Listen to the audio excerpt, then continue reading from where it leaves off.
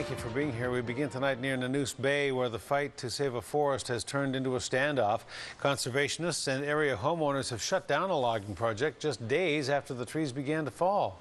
The eco-friendly activists are pleased that they've been able to silence the chainsaws, but as CTV's Scott Cunningham reports, they are threatening the livelihood of a First Nations band that has won a provincial contract to log the area.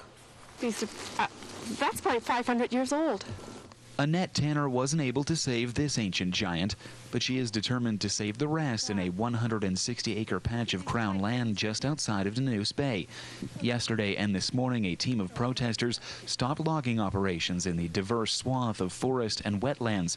But most here are upset it has come to this. The eco-crusaiders had fought to stop logging altogether for 2 years, but the province went ahead and allowed selective cutting in the region. It's just a criminal Clark government act, and I don't know what else to call it. I truly believe that we're doing something that's extremely unwise and not serving us in the end. Now that they've actually started the logging, I feel heartbroken. I just can't believe the destruction, and this is really only just the beginning. The forest did not escape from several days of logging without scars. Protesters say the province originally thought this forest did not have coastal Douglas fir, but the Wilderness Committee says the towering relics exist here and will disappear without intervention. We don't want to see this forest ruined. This is our clean air, our drinking water. It's a crime.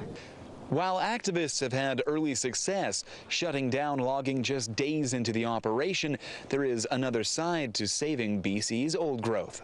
Our options when it comes to taking resources off of our traditional territory are limited to just provincial and crown parcels of land, and District Lot 33 is a piece of provincial property. And as protesters fought the province over logging this land for the past 2 years, the Nanoose First Nation fought to win a contract to log it.